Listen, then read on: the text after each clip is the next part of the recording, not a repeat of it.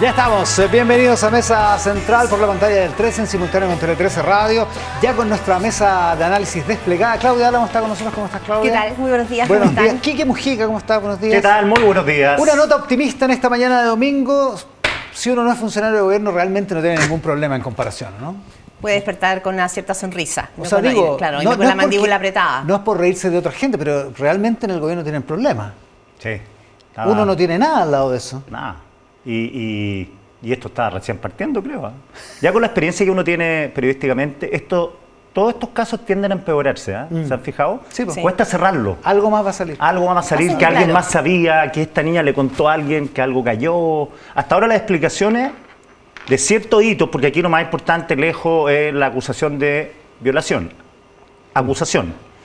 Se tiene que investigar, todo eso. Lejos de eso, pero empieza que el avión, que a quién le dijo, que la ley Karin, que por qué no se tomaron las medidas el martes en la noche, que esa yo creo que la gran pregunta es para algo que parecía relativamente fácil de controlar. Y todavía no mencionamos las cámaras. De controlar. Todo se desata mal, se toman malas decisiones. Yo todavía no logro entender por qué el jueves en la mañana el subsecretario Manuel Monsalve estaba en el Congreso en Santiago hablando con la comisión, estaban viendo la partida del presupuesto del Ministerio Interior. ¿Por qué esa imagen que está ahí, que es la del momento de la reunión? Esa. No, justo la anterior, esa es la de la comisión. Esa es la de la comisión, claro. Esa imagen fue a un cuarto para las 3 de la tarde, ¿por qué no fue a las 8 de la mañana? Pero bueno, en fin. Perdona, a esa hora ya sabía él, Toda también sabía. Y no sé si los de al lado sabían. Los parlamentarios no sabían. Dice la tercera que antes de la... Bueno, a la hora del... Los subsecretarios sabrían. Los subsecretarios sabían. Según la tercera, según el relato la ministra le dijo, junto a los 3 subsecretarios, exacto, y les dijo que había una acusación contra un subsecretario y Monsalve dijo, soy yo. Ya. ¿Y cómo está ahí entonces? Aquí hay alguna... Claudia Álamo. Lo primero que hay que poner, creo yo, en contexto. Y esto, digo, lo conversé con algunos dirigentes del Partido Socialista y del... No estamos hablando de cualquier subsecretario. ¿Qué es el partido de Manuel Monsalve, por cierto? No estamos hablando de cualquier subsecretario. Yo creo que eso puede parecer una piedad, pero no es ninguna piedad. No es un subsecretario de redes asistenciales, no es un subsecretario de... Este es subsecretario a cargo de la seguridad del país. Con rango ministro. Y estaba en ese minuto como ministro del Interior subrogante. Totalmente. Es que eso marca... En el minuto de los hechos. Eso marca el peso de esta crisis, le da claramente otra textura y lo convierte en una situación que algunos dirigentes políticos llaman de explosiva. Y uno dice, ¿por qué? Bueno, primero, tenemos un delito, hay una investigación penal que es grave per se, digamos, violación. El delito, ¿no? Hay una investigación penal. Pero se abre también aquí otra investigación por un, comillas, informe de inteligencia al cual estaría investigando por qué el subsecretario le pide a la PDI que revise las cámaras del hotel donde él aloja. Eso puede... Hay un punto, ¿eh? Es que hay un punto. La Paula Comandari hace un gran relato y tiene en DF. Hace un relato muy claro. Hizo en la radio muy también. clarísimo. En la radio, la radio lo hizo. Sí. En conexión. Y también los pero están al DF más. Después debe la versión escrita. Claro. Y ella dice que fuentes cercanas a Monsalve aseguran que fue la PDI la que propuso lo de las cámaras. Sí. Pero yo le puedo proponer a la Claudia, aquí a usted les puedo proponer cualquier tontera. Que nos tiremos, claro, del quinto piso volando. Claro, pero otra cosa es que usted me hagan caso. Pero espérate, porque con todo respeto. El argumento detrás de esa declaración de Monsalve, que es lo que dice él, porque mucha gente dice, ¿cómo? Dicen, es lo que dice él. O su entorno, llegamos al entorno, entre comillas. Es que no sabemos con quién habló la Paula Comandari. No sabemos con quién habló. En el monsalvismo. En el monsalvismo. Él dice que se gatilló todo esto por el peligro de extorsión a una autoridad de gobierno que literalmente se borró, o en algún momento también se argumentó, o lo borraron, con la típica sospecha que me echaron al pisco sour, y que eso era un peligro para el gobierno y el Estado Nacional. Pisco sour adulterado que puede provocar metanol, y el metanol es me mandaron un caso mismo. Es tremendo dentro del me mandaron un caso igualito a este, 2022, algo así. ¿Ya? El mismo argumento. Restaurante peruano, 2 personas que se borran, argumentan que el pisco sour, se tomaron mucho pisco sour. La única diferencia es que a esta pareja le robaron 180 lucas de la cuenta de crédito. De hecho, dice la tercera ayer que Monsalve, una de las cosas que hizo revisar su cuenta corriente. Por si le habían robado claro, algo. Entonces, para rebobinar, porque tenemos entonces una denuncia, ya vamos a ir a la conferencia de prensa del presidente de la República, ya vamos a ir a los 48 horas en que no se vamos a ir ahí, vamos a partir por la importancia y lo que muchos llaman una situación tremendamente compleja, de la cual no hay registro en la historia del recuerdo del regreso de la democracia, al menos de que el jefe de seguridad del país haya vivido una situación, tengo una denuncia de esta gravedad. Una denuncia por violación y el reconocimiento de que estuvo 10 horas borrado. Tiene una investigación penal exactamente encima. Como ministro del Interior. Tiene dos investigaciones. Tiene dos investigaciones. Tiene dos investigaciones. Muchas veces en este programa hemos dicho, qué semana horrible para la derecha. No sé, ya me quedo corto de calificativos para esta semana del gobierno. Para el gobierno. Y no, porque no fue solo Monsalve. ¿eh? No. Esta semana para el gobierno fue realmente para la conferencia de prensa. La conferencia de prensa, pero incluso lo de Sergio Muñoz, la repetida del presidente sobre lo de Sergio Muñoz, ya, en fin, sí. Ya. Entonces, no es cualquier denuncia, no es cualquier subsecretario, es una denuncia gravísima per se, denunciar a alguien por violación y sobre todo, digamos, a un ministro subrogante de parte de una subalterna. Además una subalterna, claro. Que no no es cualquier persona. De parte de una subalterna. Entonces, tenemos ahí ya un tema clave, tenemos la investigación penal. Entonces, ahí aparece lo que dice Quique, lo que plantea la Paula Comandari también en su nota. ¿Cuál fue la razón por la cual el subsecretario Monsalve le plantea a la PDI, ¿no es cierto?, una semana antes de la denuncia, del lunes 14 de octubre, que está preocupado y que podrían revisar las cámaras del hotel, que no sabemos si él lo propone, se lo dice la PDI? La Paula dice que lo propone la PDI. Claro, lo propone o él, pero el punto es como sea, que aquí hay aquí hay un concepto que se llama el discurso probable de riesgo, es decir, que el exsubsecretario Monsalve habría planteado un discurso probable de riesgo de que él pudo haber sido extorsionado y que esa es la razón por la cual necesita saber en qué calidad entró al hotel con la... O sea que la condición de ese día, de esa noche, podría ser un generar riesgo, una extorsión. Eso. Podría ser un riesgo para una figura que es el Ministerio del Interior. De la talla Por esa razón, ojo, porque declaró la jefa de inteligencia de la PDI ante la Fiscalía Centro Norte. Para poder declarar por ley de inteligencia, que es otro de los delitos por los que se le pueden imputar, la jefa de inteligencia de un país tiene que tener dos autorizaciones. Primero, pedirlo al fiscal nacional, no al fiscal Armendáriz. Y segundo, tiene que ser autorizado también por el Ministerio del Interior. Eso es lo que dice Carlos Gajardo. ¿eh? Chuta. Es que para pedir las cámaras tiene que haber una petición del Ministerio Público. Para Carlos es clarísimo eso. Pero hay varios abogados opinando. Pero hay otros abogados. Mayoritariamente están en eso. Sí, pero otros abogados dicen que por razones de seguridad, claro, desde el gobierno se puede activar. Recordemos que Monsalve es el jefe civil de la Policía de Investigaciones. Claro. Es que ese es un tercer elemento. Porque en el fondo estamos hablando de una figura que dice que estuvo 10 horas borrado o inconsciente o en negro, pero que es la persona que dirige las policías de este país. Por eso cuando él renuncia, da ese argumento, que es un argumento que llama la atención que el presidente y la ministra Carolina Toá no lo hayan relevado antes, considerado antes. Sí, pero ojo, que pasó muy rápido, pero no estaba pidiendo antecedentes sobre una banda de crimen organizado que estaba en el hotel. Sobre no sí estaba mismo. pidiendo antecedentes sobre un espía argentino. Estaba pidiendo antecedentes por una situación personal. O sea, de la que su ministra del Interior no tenía idea. Y además, hasta ese momento no tenía idea. Y además cuando se reunió con la PDI, que fue la semana anterior, el 7 de octubre, Toá no tenía idea que estaba pasando. Todo se enteró 8 días después. Toá se entera el martes pasado. Sí. Martes 15. Y otro dato, que él está buscando algo ahí que no revela la causa del delito, porque no hay cámaras dentro de la habitación. El delito es presunta violación. Todo lo que está buscando él, cómo llegué a ese lugar, qué hice camino, porque las cámaras del hotel ya se las habían llevado los PDI antes, porque Monsalve los mandó a requisar esto. Él las vio, se arma un panorama. ¿Se llevaron el registro? Se llevaron el registro. No es que lo copiaron. No. Se llevaron el registro. Claro, ahora, yo tengo dudas si después la PDI se lo entrega a Monsalve, si él lo ve o solamente le reportan un informe. No, entiendo que Monsalve lo vio. Lo que leí es que lo había visto. Sí, porque la Paula Comandari cuenta que incluso... Él no se quedó con la imagen, claro, incluso que las vio. Él llega, revisó las imágenes para ver en qué estado había llegado, porque no se acordaba, según él.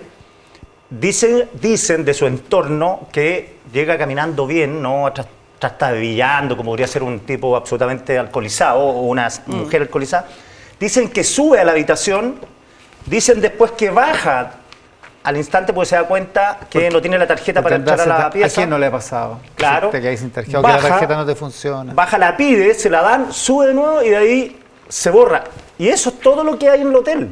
Porque en el restaurante las cámaras se borran por un periodo y no alcanzaron a llevársela. Sí hay cámaras en el entorno que pueden permitir dilucidar cómo llegó ahí al hotel y qué pasó entre medio.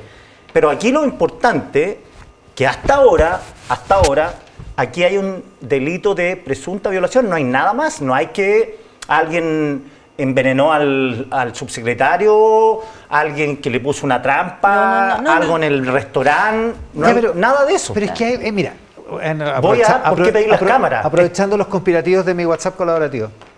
Esto lo hace el 7 de octubre, esto había pasado el 22 de septiembre, domingo 22 de septiembre, o sea, más de 2 semanas después. Sí. Más de 2 semanas después se preocupa porque lo van a extorsionar. Y además la PDI dice, revisemos el hotel. ¿Y por qué no fueron a pedirlo al restaurante? Ya que estamos. O sea, realmente deja demasiado flanco abierto. Bueno, yo creo que parte sin contar la posible ilegalidad. Hay un periodo muy largo entre el 23 de septiembre, cuando ocurre todo esto, y el 7 de octubre. Y incluso te diría hasta el último día, porque ¿qué pasó entre medio? ¿Cuánta gente se enteró? ¿Hablaron los dos? O sea, pasan 2 semanas, entre el 23 de septiembre y el 7 de octubre son 2 semanas completas. Sí. Con el karma en la cabeza de decir qué hice ese día que no me acuerdo. Pero sí, mira, sabía que estaba con una subordinada en la pieza. La pregunta que da vuelta en el mundo del oficialismo al menos, no es la pregunta que estamos haciendo todos y que está reporteada, también muy bien reporteada en los medios de hoy domingo, que decimos qué pasa desde la denuncia que hace, ¿no es cierto?, la funcionaria el día lunes y el gobierno y la tardía decisiones que toma, sino que pasó justamente lo que tú dices, qué pasó desde esa noche del 22 de septiembre, de ese domingo en la noche, hasta que se hace la denuncia, hasta que se presenta. ¿Qué pasó en ese interín? El 14 de octubre. La denuncia la hace ella el lunes 14. La denuncia la dice el porque día la 14. Moneda dicen... Pero lo que pasa es que ella tuvo 2 licencias médicas. Sí, claro. Entonces, después del 23 de septiembre. Entonces, ¿qué pasó ahí? Tenemos, yo creo que ese intervalo va a ser muy decisivo también para entender qué sucedió en ese momento. Hay un dato que aporta el gobierno, A ver. de ley Karin, porque el intertanto es cómo siguieron conviviendo estos dos, el subsecretario con la funcionaria. Con la subalterna. Si se hablaron o no se hablaron, qué se preguntaron, porque supuestamente los dos estaban preocupados porque no se acordaban de ese día. Ella estaba preocupada más porque había aparecido con herida. Ella estaba preocupada porque él le había dicho que había tratado de arrancarse del taxi. Todo eso pasó. Y ella no se acordaba. Claro, lo único que yo dije, bueno, esta niña, si puso una denuncia, esto grave. Según el gobierno, no se aplica la ley Karin porque no hubo ninguna denuncia interna. O sea, esta niña... Ni de ella ni de alguien que... Fue directamente claro, lo que es raro es que también dice la prensa, me parece que la Paula también dice esto, que ella le cuenta a 2 compañeros de trabajo. Llegando al pero otro ellos día. tampoco denunciaron. Y de hecho porque lo llamaron... Si ellos hubieran denunciado, también se habría activado la ley. La prensa llamó a uno de los compañeros y el compañero le respondió al Mercurio, entiendo, no puedo hablar. Pero no hay ni denuncia interna, o sea, ella no habló. Pero hay otros datos que yo creo que frente a la ciudadanía, a nosotros nos enamoramos de todos estos datos, de cómo es la investigación, que ya la sabremos en algún minuto, pero frente a la ciudadanía yo creo que la sensación de inseguridad que el país ya vive frente al crimen organizado y a la delincuencia, yo creo que solo se ahonda después de esto, porque si tú sabes que tu ministro del Interior o tu jefe de seguridad se pasea por la noche en pleno centro de Santiago, que no tengo ninguna duda que probablemente en las noches es uno de los lugares más amenazantes, vamos a decir, amenazante, digamos, en la ciudad, claro. Amenazante. Es un lugar complejo. Es un lugar complejo, que esté en una cena, en un restaurante, sin escoltas, que fueron despachados. Fueron despachados por él. Trasladándose en un Uber para llegar al restaurante y después devolviéndose en un taxi, que entiendo que el taxista se lo está buscando por todas partes. Yo supongo que cuando una persona como el subsecretario del Interior o el presidente o cualquier persona de alto rango despacha su escolta, la escolta tiene el criterio de hacerse invisible pero no desaparecer. Porque francamente, si en el centro de Santiago un grupo narco quiere matar al subsecretario del Interior, ¿lo puede matar? No, peor aún, un tipo que le quiere robar el teléfono, no tiene idea quién es Monsalve, lo mata, peor, lo claro. asalta. O sea, es totalmente absurdo. Sí. Totalmente absurdo que estaba sin... O sea, si realmente estaba sin escolta, es un escándalo mayor. Porque se acuerdan un video del... Oye, en mi WhatsApp colaborativo también, como dice usted, alguien dice, bueno, si el ex subsecretario Manuel Monsalve es médico, ¿por qué si tenía esta duda no se hizo un examen toxicológico? Si tenía la duda de que se perdió durante 10 horas, que quizás le pusieron algo en su trago o XX, y al parecer, esa es una de las preguntas que tiene la Fiscalía. ¿Por qué no se hizo un examen? ¿Y por qué se demoró? Por lo menos que la tiene en mente. ¿Y dos semanas en preocuparse? Si creía que se lo habían drogado, que había pasado algo, ¿por qué no testea rápidamente? Esa cuestión es muy rara. Él tiene que haber contado el 24 a no sé quién, a la ministra del Interior, que es su jefa, me pasó esto el fin de semana. Porque además, esto es un agravante. Ese fin de semana era particularmente complejo, era el fin de semana de Quieles, de Fiestas Patrias. Murieron 37 personas por homicidios, 37. Y había una polémica ya abierta por la frase de la ministra del Interior. El sábado. El sábado de ese fin de semana. El sábado, el día anterior. 21, el día anterior, donde él se va a tomar los piscos sours, y habían muerto 61 en un accidente de tránsito. Casi 100 personas murieron y ya se sabía los 100, porque el domingo ya estaba terminando el fin de semana. Era un número complejo y además en medio de una polémica. Y había que explicar, el ministro de Interior subrogante, las palabras de la vicepresidenta toda en esa conferencia de prensa donde él no llega porque está borracho. Que es la del lunes 23 en la mañana. El lunes 23 de la mañana. Él no llega, 7:55, su equipo de prensa le informa a los periodistas, no va a ser. Y peor aún, en esa conferencia de prensa el subsecretario Eduardo Vergara se manda el tema de la equidad territorial, que había muerto en todas partes ahora. Claro, que es una cuña bien mala que Vergara tuvo que explicar. Pero Vergara no tenía que haber estado hablando ahí. El 25, bueno, Monsalve no llegó, o sea, íbamos a tener una entrevista en la radio y no se dio, el 23. El 24 también y tampoco se dio. El 25 llegó a Tele 13 Radio ese día en la mañana y yo le pregunté, el otro día un amigo me mandó el clip, no lo había revisado. Le pregunté como 4 veces por la frase de Vergara. ¿Por qué uno se pone pesado con algunas cosas? Yo no tenía idea. Y él no sabía. Uno se pone insistente. Porque nunca lo escuchó. Ahí vamos, sí. No había escuchado la frase de Vergara. Se despertó 4 horas después de la frase, a las 12:30. O sea, pero no, de entre tanta cosa, no se enteró de que existía esta controversia. Entonces, ahora, cuando hablamos de que esta situación es una situación muy grave, no lo decimos solo por la denuncia, que es, insisto, es profundamente grave, es porque todavía no tenemos ninguna dimensión de lo que esto puede significar al interior del gobierno. No tenemos ninguna dimensión. Habían más personas que sabían. El jefe de gabinete que fue removido, lo decía ayer el nuevo subsecretario Luis Cordero, Gabriel de la Fuente, ¿supo algo? Porque lo que sabemos de él es que él le dijo que iba a subir de grado, digamos, el 2 de septiembre. ¿Qué le dijo Monsalve para que Gabriel de la Fuente le subiera? Pero posterior a eso, ¿sabía alguien lo que ella le comentó a 2 amigos del ministerio? ¿Lo sabe alguien más en La Moneda? Me dicen que sabe más gente. Si sabe más gente, eso se va a develar y por lo tanto el argumento... Pero que supo más gente antes del 15, antes de que el director de la PDI se lo dijera. Antes. Sí, antes. Ya, segundo, el argumento del señor Monsalve fue el mismo argumento con el cual él le reconoció al presidente Gabriel Boric ese martes en la noche que había vivido esto y que había visto las cámaras. Se lo dijo a propósito de que él pensaba que había sido, no sé, que podía ser extorsionado, que ocupó el mismo discurso probable de riesgo. También creo que es importante. Pero eso es bien irrisorio, porque si hay un temor de ser extorsionado, eso tiene que haberlo informado el martes 24, después que pasó la resaca. Por supuesto. El martes 24, es decir, tengo un problema, tengo 2 problemas. Tengo 3 problemas. Salí con una funcionaria subalterna. Tengo un problema. La niña despertó con herida. Ni yo ni ella nos acordamos qué pasó. Estoy preocupado. 24 de septiembre, hagan lo que tienen que hacer, investiguen esto. 24 de septiembre. Claro, y yo me hago un examen toxicológico a ver si hay algo raro. Ya, sigamos con esto. Vamos a llegar a la conferencia de prensa del presidente, pero tenemos que hacer el corte. La última antes del corte.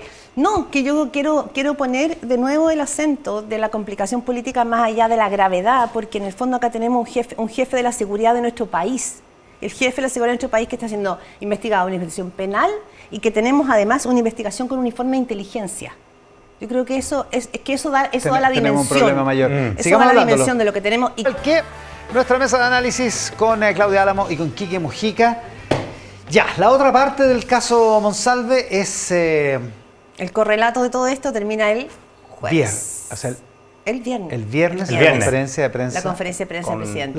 La rocambolesca, digamos, para decirlo amablemente. Yo que puse en ex Twitter, yo pensé que había visto todo después de que Bachelet echó al gabinete con don Francisco. Yo dije, ya aquí me voy a morir tranquilo. Yo creo que esto está a la altura. Es lo único más o menos comparable. Una conferencia de prensa desastrosa de terror. Fíjate que yo estaba conversando... Yo creo que es peor. Puede ser, sí, porque lo otro fue un acto con... Porque lo otro era una atribución de la presidenta que tomó la decisión de dar a conocer que le había pedido la renuncia a todo su gabinete. Y uno podría decir, pero qué locura hacerlo por televisión. No, que me expliqué mal. No, es que no estaba evaluando sino lo inédito, lo extravagante, lo excéntrico. Perfecto. No la forma. Claro, toda la razón. Claro, la presidenta podía sacar a quien quisiera sacar, sí. El cuento es lo siguiente. El único error fue que en la pasada iba el canciller que estaba en La Haya. En La Haya. Pero fue un detalle que se corrigió. Que se lo informamos a la presidenta para que lo arreglara el problema, chico, pero eso es otra historia. Esa es otra historia que contaremos en su momento. No, el tema... Empezó la conferencia de prensa y empiezo a ver esto y digo, ¿para dónde va esto? Y empiezo a hablar con gente en La Moneda, WhatsApp. No lo podían entender. Y para ponerle algo de humor a esta cuestión para no ser tan grave, me reí mucho porque hubo alguien en La Moneda que me contó que habían dicho, díganle al carabinero que se pegue un tiro al aire para que todo arranque y se acabe esto. Los periodistas arranquen, la señora Lampa arranquen todos para que se acabe de esto una vez. No lograba entender por qué la extensión, no lograban entender el maltrato que le dio a su jefa de prensa. Que es la que está en cuclillas ahí en que era absolutamente evitable lo que hizo. No lograban entender la explicación del conserje. Cuando yo tengo un problema en el edificio, voy y le digo al conserje que me revise las cámaras. Era el subsecretario del Interior. No estamos hablando de que alguien se robó una bicicleta, digamos. No le hurtó una bicicleta. Y el reconocimiento, no una, sino varias veces que el subsecretario le había comentado que había revisado las cámaras por motu propio. Claro, lo que puede significar que él pueda terminar citado a declarar. A ver... Perdón, control de daño que hicieron al tiro, que me confirmaron online, porque entiendo que algunos iban escuchando al presidente y iban diciendo, vean legalmente que encontraron una razón inmediata porque la denuncia ya había sido interpuesta ante el Ministerio Público, por ende, el presidente no tenía la obligación de denunciar un delito. La vocera, ¿no? Sí, esa fue la versión que le encontraron los abogados a la... pero a ver, ¿qué pasó? Ya Carolina Toá había entregado la primera bajada de línea cuando ella sale, a los periodistas le dicen, vamos a hablar de esto, pero no acá en el Congreso, sino que en La Moneda. ¿Se acuerdan ustedes? Claro, ¿no? El día. Eso fue el martes, y vamos a decirlo el día jueves a la 1 de la tarde. Y vamos a decirlo todo, exactamente, vamos a decirlo absolutamente todo, y esa era de alguna manera una bajada de línea. Pero hasta ese minuto solo lo sabía el presidente y ella. Pero entiendo que sí, el periodista Pablo Basadre, que había escrito en la nota en la segunda, le había pedido, digamos, la versión desde La Moneda temprano esa mañana. 10:30 de la mañana. 10:30 de la mañana. Bueno. Entonces, había una decisión, había habido un comité de crisis en La Moneda, y eso que lee al comienzo el presidente de Gabriel Boric es el punteo de lo que había sido esa conversación. Al inicio de la conferencia del viernes. Al inicio de la conferencia de prensa en Lampa del día viernes. Ahí había, digamos, como el pauteo, pero después esto empezó a tomar otro cariz, y un volantín que se le fue perdiendo, digamos, el hilo. Y aquí hay varias cosas complejas. Claro, pero solo para hablar de proporciones, esa parte, la parte que estaba preparada, fue el 10% de la conferencia. Debe haber sido o el 5. 5 minutos. Claro, fueron solo el comienzo. ¿Fueron 50 minutos? 50 y algo. Entonces tenemos, la manera en que el presidente empieza como a perder, yo creo, la investidura presidencial al aire, en vivo. Y algunos dirigentes del Partido Socialista dicen, ¿sabe? El problema fue que el presidente pensó más en Boric y en dejar claro que no había nada que ocultar y que había que ser transparente, que en la figura del presidente de la República. Cuando uno entra a La Moneda, entiende que uno habita un cargo que se llama la República y por lo tanto uno deja una parte importante de sí mismo fuera. Y que aquí el presidente habría optado más bien por sí mismo, por dejar claridad y transparencia en su estilo de que él no tenía nada que ocultar. Ahora, pero hay voces, así como hay voces críticas, también hay voces, sobre todo en el oficialismo y algunas en La Moneda, que encuentran que el presidente digo, se extendió demasiado, pero que de alguna manera lo hizo bien, porque era su estilo de ser transparente. ¿Verdad? ¿Hay gente que lo encuentra que lo hizo bien? ¿Verdad? Hay pocas, pero hay personas que...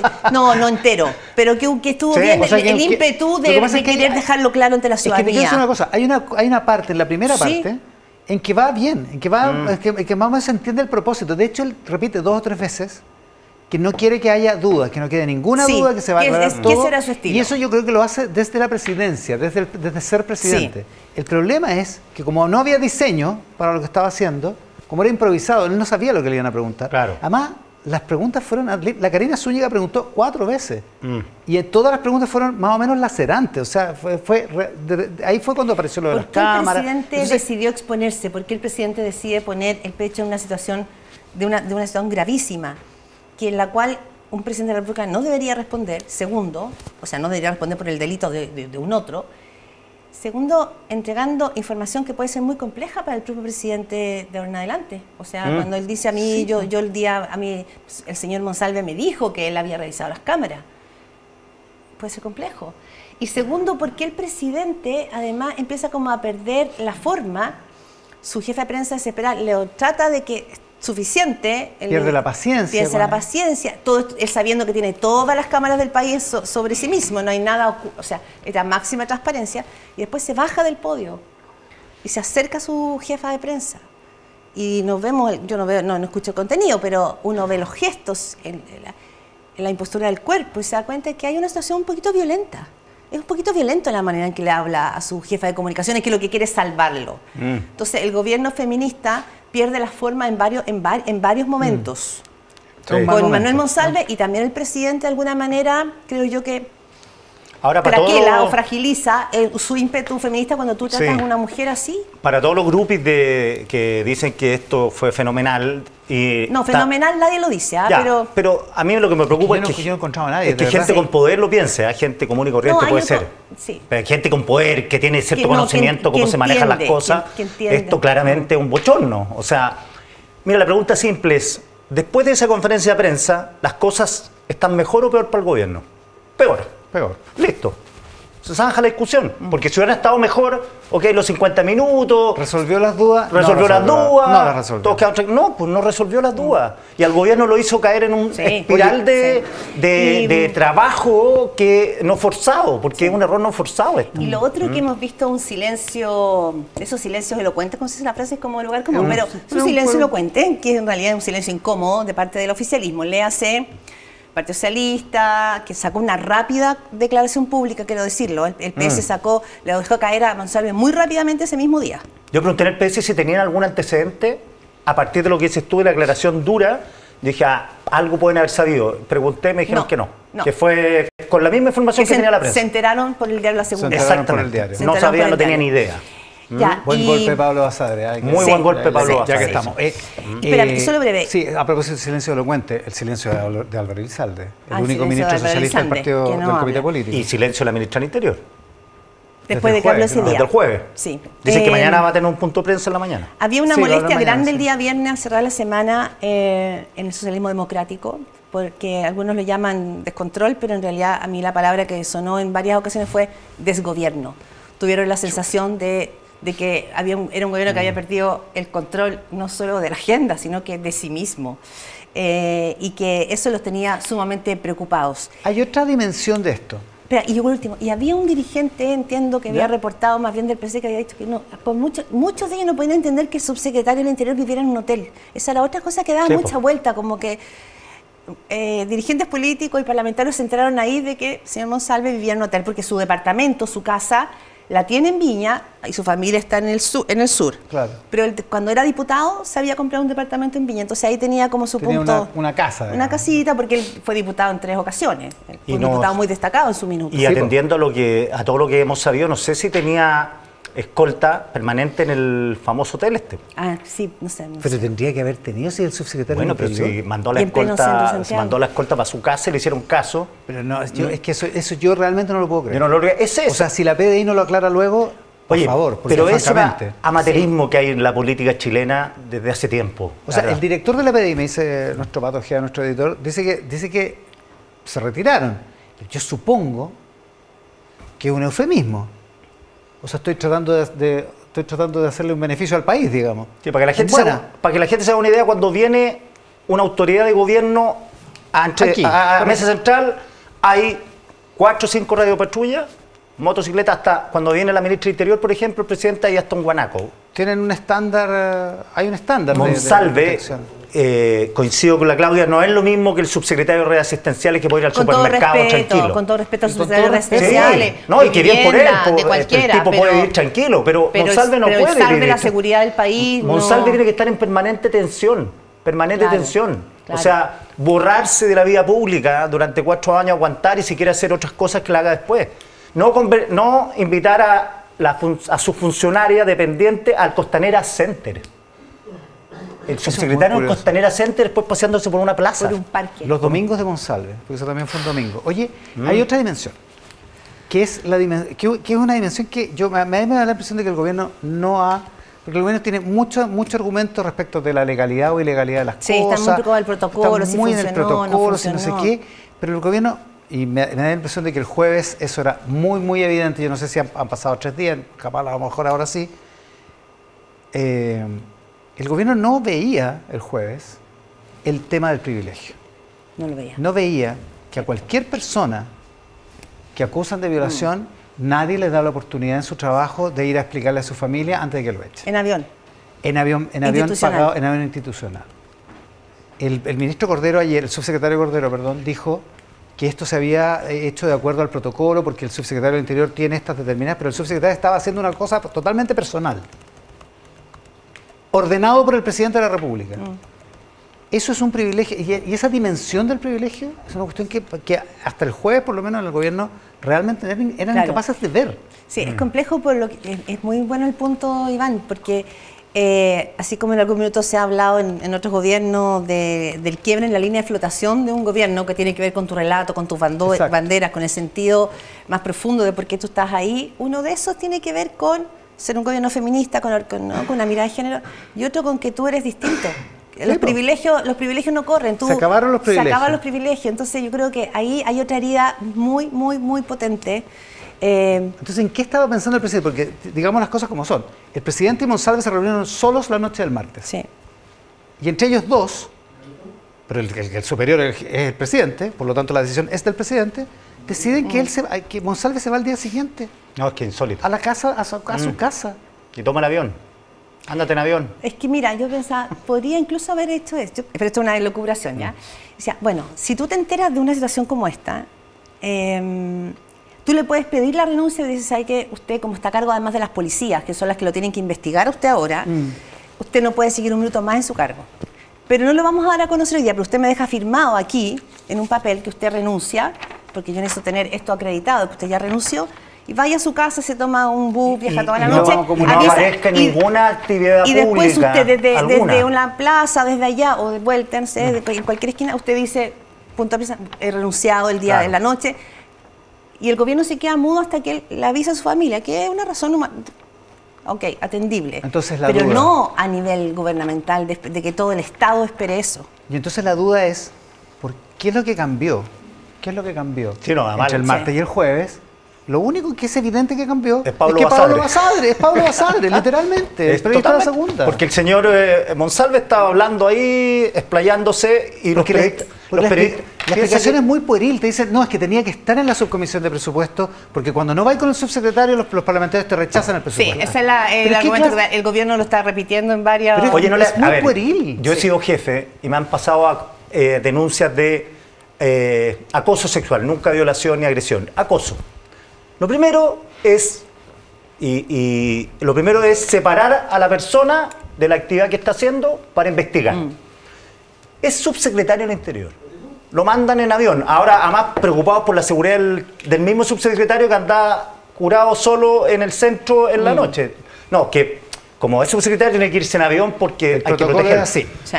Entonces, ¿cómo se entiende? Me dicen que tiene una persona que trabaja en el sector del hotel, que hay 2 camionetas Forerunner permanentemente, 2 camionetas Toyota 4 fuera del hotel, que son los escoltas Monsalve. La pregunta que hace un diputado de la República, que la dijimos entre nos, es si esos escoltas siendo las 9:30, 10 de la mañana, sabiendo que el subsecretario, en este entonces ministro del Interior, tenía una pauta, no fueron y le tocaron la puerta. ¿Algo te pasa? Para saber si está muerto. Para saber si está muerto. Obvio, tiene toda la razón. Claro. Ya. Oye, mira, vamos a hablar de otra cosa, por un momento. Tenemos un emprendimiento. Lo último que decían los socialistas. El ABC1 de cualquier comunicación política estratégica, y creo que lo decía Pirincho en un muy buen regreso que lo escuché en tu radio el viernes. Recomendable, página 13 del viernes pasado. Lo que hace cualquier dirigente político es saber que uno no lleva el problema a la moneda. Uno no agarra la bombita para dejarla en la moneda. Normalmente lo que hacen los dirigentes políticos es sacar rápidamente. Entonces acá lo que no se entiende es por qué el presidente instaló el problema en el corazón de la moneda. Bueno, desde el momento que cuenta que le mandó 332 mensajes a Monsalve cuando ese problema lo tenía que ver la ministra de Interior, y hay cosas que el presidente nunca debe saber. Nunca. Obvio. Nunca, por seguridad, por el bien de él, por el bien de Chile. Esto era votar, sí, presidente, revisé las cámaras. ¿Cómo? ¿Ah? No, Oye, ya, tenemos un emprendimiento con Quique Mujica. Sí, miren, vamos a hacer los resúmenes de Mesa Central ahora por Was News. ¿Qué es Was News, Quique? Was News es un sitio de noticias que por WhatsApp, igual que un grupo de chat de apoderados, de amigos, de vecinos. Pero con la Mónica Pérez estamos todo el día, de lunes a domingo, informándoles sobre la actualidad. Lo que habla muy bien de la vida de Quique Mujica y de la Mónica Pérez, pero bueno. Y de mi familia, por cierto. Y ahí está el QR, ustedes ponen el teléfono ese QR y lo que van a tener es lo siguiente. Por ejemplo, ahora hay un resumen de la prensa que lo hice muy temprano, a las 8. Está la pregunta, está el tema del avión de Monsalve y también la pregunta quién paga el hotel. El hotel lo paga él. ¿Lo paga él? Lo paga él, sí. Me confirmaron de Interior. El hotel lo paga él.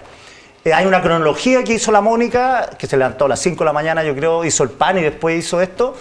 Yo también hago pan para que no digan que diferencia de género. Exacto. Y ahora va a estar el resumen de la conversación. ¿De esta parte? Claro, con audio, todo audio. ¿Y tú ahora que vamos a entrevistar al presidente de la UDI? ¿También? Entonces todo en audio, en el teléfono, así ustedes van escuchando, entonces pueden en el Bluetooth, pueden ir trotando y van escuchando Was News, ahí está el código QR, el emprendimiento. Y el Was News. Ya. Oye, ¿Quién dijo que los medios estaban muriendo? Impresionante. ¿Quién dijo que los medios estaban muriendo? Antes de que nos vayamos. A propósito de lo que tú dices, dentro de las cosas explosivas, me han dicho que hay un celular que fue requisado del subsecretario Monsalve, lo entregó el martes de la noche, porque estaba el fiscal Javier Armendáriz ahí en el hotel, cuando él vuelve al hotel después del presidente. Me han dicho que hay dos, pero haya uno o dos, venimos saliendo de un caso que se llama caso Audios. No sabemos qué puede haber en ese celular. No, es verdad. Sí, a propósito de argumentos pueriles. Y lo segundo que me lo dice una auditora. El subsecretario el miércoles estaba desconectado porque había entregado el celular. Y lo otro que me dice una analista que me dice, ¿se imaginan ustedes al presidente Macron leyendo su celular en una conferencia de prensa? En las democracias occidentales cuesta verlo. Una cosa chiquitita, que dicen que al subsecretario era muy conocido por el uso de un tablet. Andaba a todas partes con un tablet. Eso me lo contaron antes de todo esto. El tablet también tiene sus cosas. Así que, todo esto en una alianza con Tele 13. Van a tener Mesa Central por WhatsApp para los que no lo pudieron por la tele. En resumen. Resumen ejecutivo. Resumen ejecutivo. Quique Mujica, Claudia Lamo, gracias que estén bien, buen domingo. Todo el trabajo de todos estos días en una semana tan crítica para la moneda. A la vuelta de la pausa, no quiso venir nadie, Luen, ¿no? Silencio elocuente, dijimos. Silencio elocuente. A la vuelta de la pausa, el presidente de la UDI, con el diputado Guillermo Ramírez, presidente de la UDI. Diputado, muchísimas gracias por venir para acá. Gracias a ti por la aceptar nuestra invitación después de tantas semanas. Iván, yo creo que tú eres el periodista que más me ha entrevistado desde que soy presidente de la UDI, Iván. Entre la radio, la tele. Este programa no viene desde julio, le quiero decir. Está muy bien. Lo que pasa es que la derecha estuvo un poco silente. Yo entiendo que ahora sacaron la cabeza del hoyo, pero bueno, está bien. No, la verdad, y es bueno que lo sepan los auditores, a ver. Hemos estado recorriendo Chile los fines de semana. Como por presidente me toca ir a acompañar candidatos, alcaldes, gobernadores en todo Chile, y eso se puede hacer los fines de semana, que es cuando uno puede juntar más gente y hacer actividades más masivas. ¿Y usted esta semana ha estado aquí comiendo cabritas viendo lo que ha pasado, no? No me alegro de lo que ha pasado, Ivana. Me imagino, si no es para alegrarse. No es para alegrarse. Fíjate que creo que fue el día martes. El presidente de la República dice algo así como: sería ideal que la UDI no me pidiera todas las semanas que cambie a mi equipo de seguridad. Y creo que al final el tiempo le dio la razón a la UDI, que estuvimos durante semanas diciendo algo que para nosotros era obvio y que yo creo que hoy día los chilenos ven con más claridad, que es que la seguridad estaba en manos de personas que no estaban verdaderamente comprometidas con mejores resultados. ¿Usted cree que esa es la conclusión de la conducta de Monsalve? ¿Sí? No, la conclusión va a ser lo que determinen los tribunales, porque la acusación es demasiado grave y evidentemente que finalmente todo se reduce a eso. Hay una acusación de violación, hay una presunta víctima a la que hay que cuidar. De acuerdo, pero esa es una dimensión penal. Sí, pero independiente del caso penal, asumamos por un minuto que no hay un delito. Ya. Y que el día de mañana Monsalve es absuelto. Igual queda el siguiente dato, hecho, que no es necesario investigarlo, que es que en el fin de semana más violento, que el gobierno había anticipado como el fin de semana más desafiante para la seguridad del país, el subsecretario Monsalve estaba hasta altas horas de la noche tomando pisco sour, asumiendo siempre que lo que ocurrió no es delito y que finalmente es absuelto. Claro, aún más allá del delito, entonces, ya le parece grave esa... Entonces, la verdad es que uno se da cuenta, nosotros veíamos eso con mucha claridad, cuando nosotros vemos en el Congreso, Iván, que la oposición ha aprobado todos los proyectos de seguridad. Y los que están parados porque el gobierno no tiene la gestión mínima de mandar las indicaciones que hay que mandar para que avance. Indicaciones que no podemos presentar porque irrogan gasto. O que le pongan urgencia a ciertos proyectos para que se puedan saltar la fila y puedan verse con más urgencia en el Congreso. Uno dice, aquí no hay un verdadero compromiso, no se han tomado en serio el tema de seguridad. Ya, pero ustedes tenían algún indicio, alguna sospecha de un comportamiento, qué sé yo, disoluto, nadie, inapropiado del subsecretario. Nadie, creo yo, sospechaba que íbamos a estar frente a un caso como el que estamos viendo. Creo que me han mandado estos días titulares de la noticia de varios diarios internacionales. Creo que el New York Times lo titula así como jefe de la seguridad en Chile es acusado de violación. Ese titular es una locura. Yo creo que nadie jamás habría pensado una cosa así. No tenemos ningún antecedente ni pensábamos que había cosas de esa magnitud. Pero sí que había una falta de compromiso. Que nosotros, habiendo puesto todas las facilidades para que el gobierno pudiese tener una mejor gestión de seguridad, parecía a todas luces que aquí no había interés en sacar las cosas adelante. Sigamos analizando, descartando el tema penal, porque es otra dimensión y es una dimensión bien definitiva, pero políticamente hablando, ¿el subsecretario podría ser acusado constitucionalmente? ¿Podría ser la ministra del Interior acusada constitucionalmente?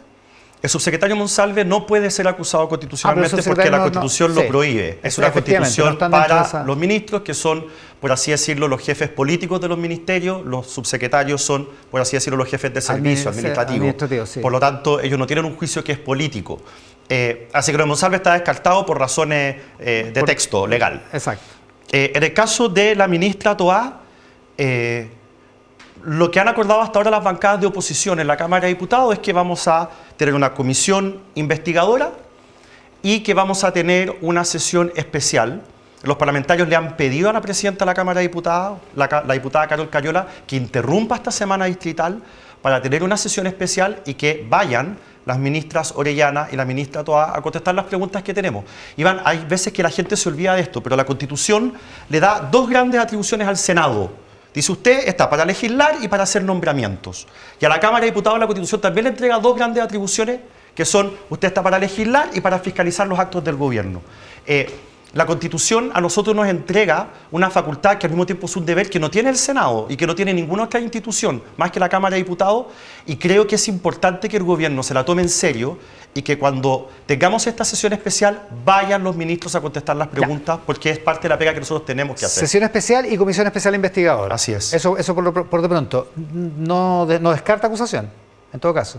Por el momento sí, está descartada. Yo entiendo que yo no estaba en esa reunión, pero entiendo que los jefes de bancada acordaron tener estas dos acciones. Este es el procedimiento. Así es. ¿Y sobre el presidente nada? No, sobre el presidente una acusación constitucional me parece que sería un despropósito. Me parece que las acusaciones constitucionales contra un presidente de la República tienen que descartarse siempre, salvo cosas que sean de extremísima gravedad. Este fue un presidente que fue democráticamente electo, piensa distinto a mí, en mi opinión hace las cosas pésimo, no voté ni votaría jamás por una persona como él, pero es la persona que eligieron los chilenos y tiene que terminar su periodo presidencial el 11 de marzo de 2026. Incluso con una sospecha por eventual ocultamiento, por omisión de denuncia. Todo eso tendrá que ir investigándolo la Fiscalía. todo eso se irá dilucidando con el correr de los días. Nosotros tenemos que tomar decisiones con la información que tenemos. Y con la información que tenemos, lo que parece proporcional y que parece ser un aporte al esclarecimiento de los hechos es que haya una comisión especial investigadora y que haya una sesión especial en el Congreso. La sesión especial se entiende la situación a la ministra Toa. La ministra Orellana, ¿por qué? ¿Qué es lo que tendría que aclarar ella? Que ni siquiera estaba en Chile cuando ocurrió todo. Son básicamente, no solamente diputadas mujeres, pero sí las diputadas mujeres exigieron cuando nosotros empezamos a conversar acerca de una sesión especial que estuviera la ministra Orellana. Hay personas, sobre todo mujeres, pero no solamente mujeres, muy heridas con la forma en que el gobierno trató este asunto, en el que jamás se preocuparon de la víctima, en el que los protocolos de la ley Karin no se activaron y en el que el presidente de la República, su primera reacción fue proteger al subsecretario Monsalve, diciéndole ya, esto lo vamos a mantener en reserva, tú primero vas a ir a hablar con tu familia, pero no hubo una preocupación de esa magnitud por la víctima. Y por lo tanto, desde el Congreso hay muchos que creemos que el gobierno, que se ha autodefinido como feminista, tiene que dar una explicación de por qué cuando hay casos como este, en ciertas circunstancias son muy duros y en otras circunstancias no lo son. Es como si finalmente el feminismo fuera simplemente un arma arrojadiza, fuera simplemente un elemento político electoral y no fuera una convicción real del gobierno. Y la ministra Orellana dijo ayer en una entrevista en Mega que le hubiera gustado enterarse antes, que se enteró el jueves, cuando llegó. Cuando nos enteramos todos, básicamente, o sea, se enteró por el diario. ¿Usted cree que hubo algún intento de ocultamiento de parte del Ministerio del Interior o de parte del gobierno en esto? A ver, sobre la ministra Orellana, cuando hablamos de un gobierno feminista, yo asumo que un gobierno con esas características, o esas características no solamente la encarna la ministra de la Mujer.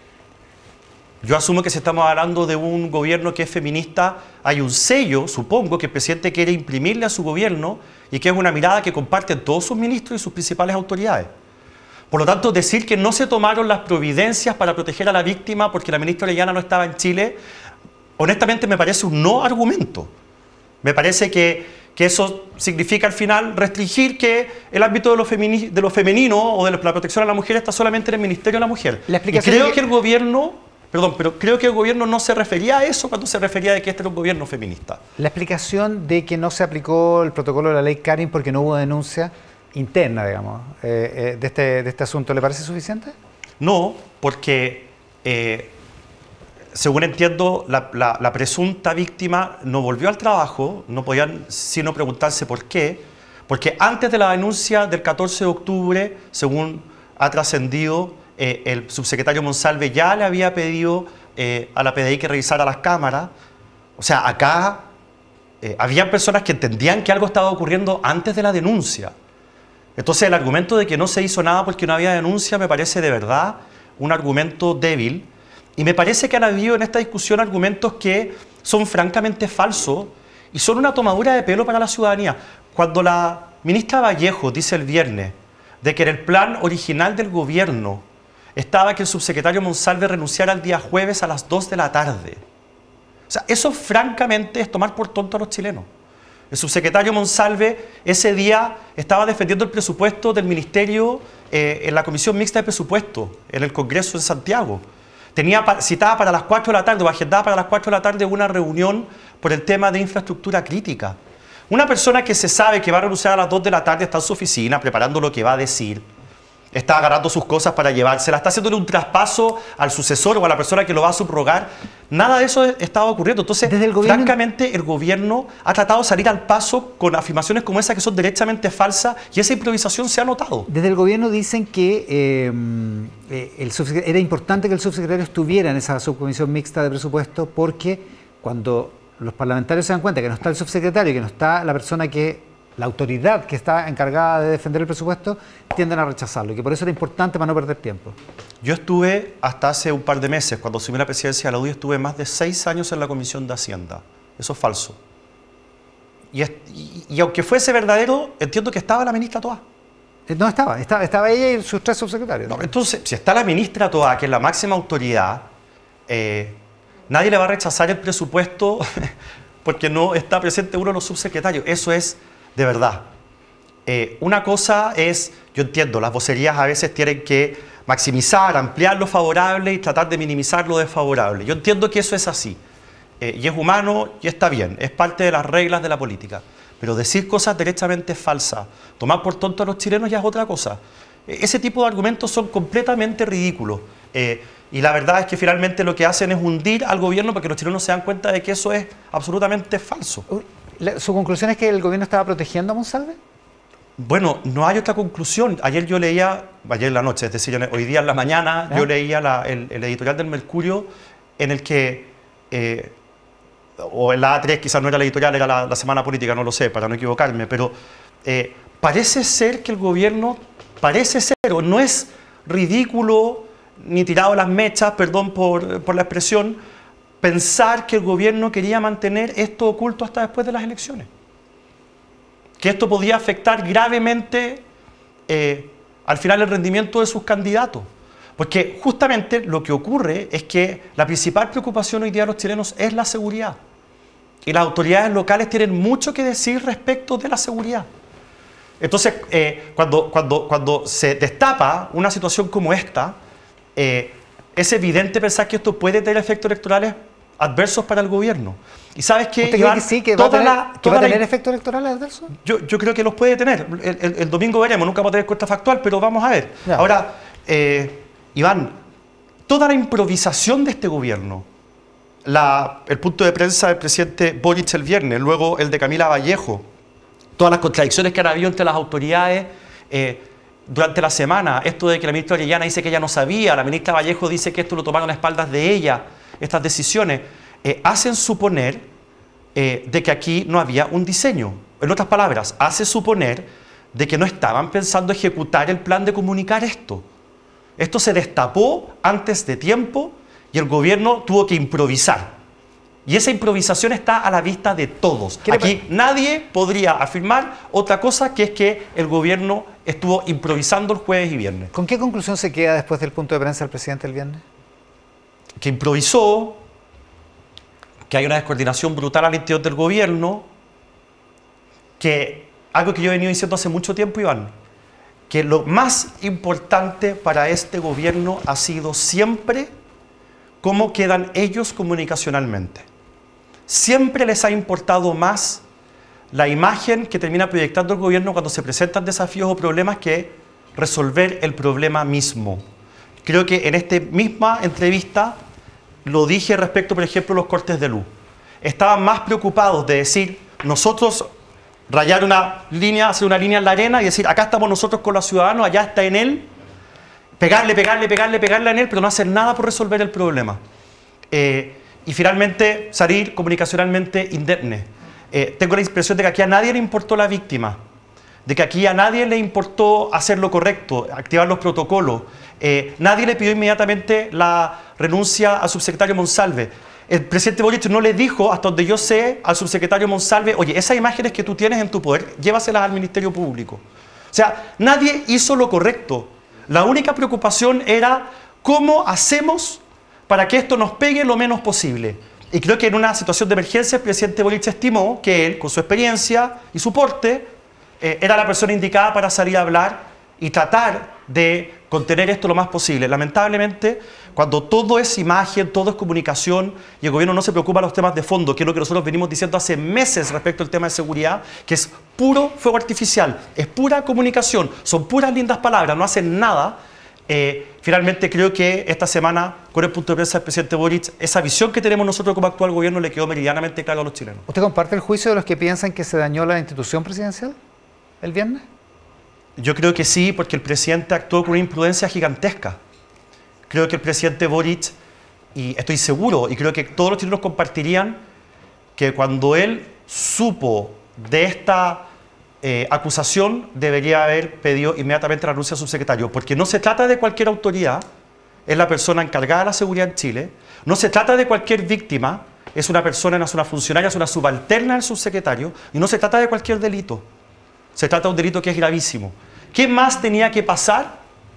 ¿Quién más tenía que estar involucrado? ¿Qué delito tendría que haber sido el delito objeto de la acusación como para que el presidente Boric hiciera lo que tuviera que hacer y no se preocupara de qué iban a pensar los chilenos de una cosa así una semana antes de la elección. Con el diputado Guillermo Ramírez, presidente de la UDI, aquí en Mesa Central. Vamos a hacer una pausa y vamos a hablar de las elecciones. Bueno, el diputado y presidente de la UDI, Guillermo Ramírez, aquí en Mesa Central. Desde la oposición probablemente les critiquen que han sido muy proactivos en citar a una comisión investigadora, una sesión especial de la Cámara, y que cuando les toca a ustedes se demoran, se toman su tiempo.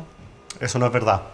Nosotros hemos dicho se tomó que... 2 semanas para contar que Andrés Chadwick había renunciado a la UDI, diputado. No puedo explicar eso, pero la verdad, Iván, es que nosotros hemos dicho, y lo vuelvo a repetir, que nosotros defendemos la presunción de inocencia.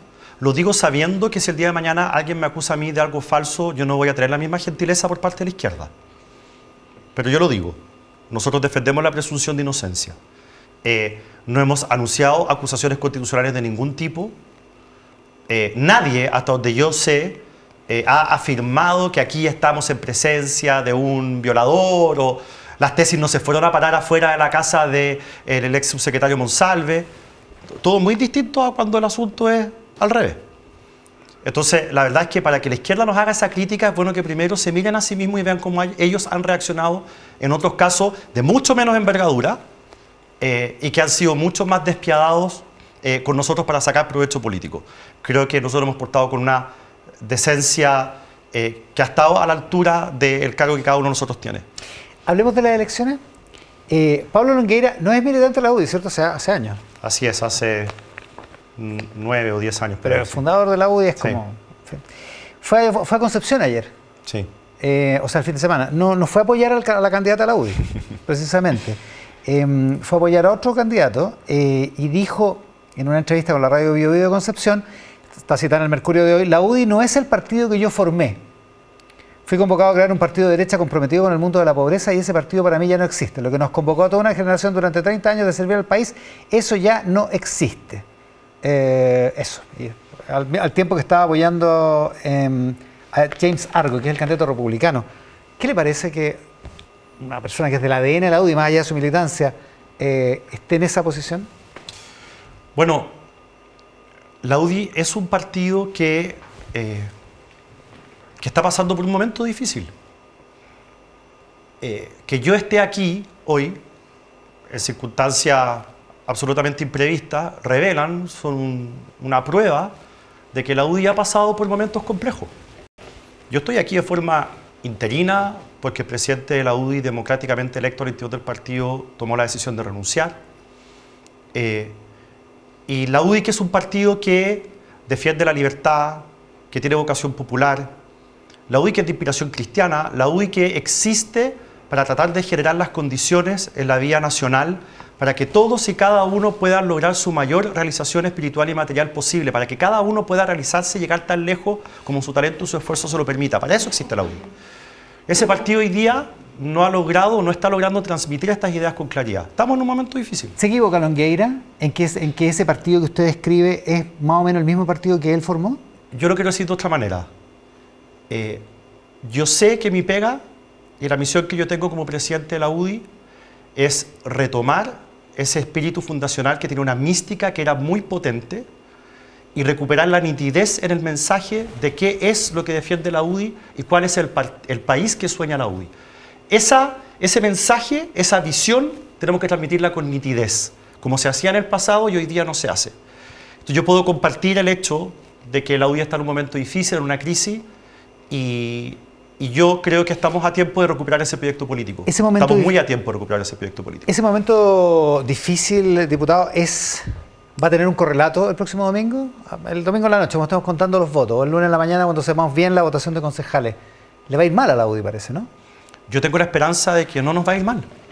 Yo tengo la impresión que vamos a dar sorpresas en gobernaciones regionales y en alcaldías importantes.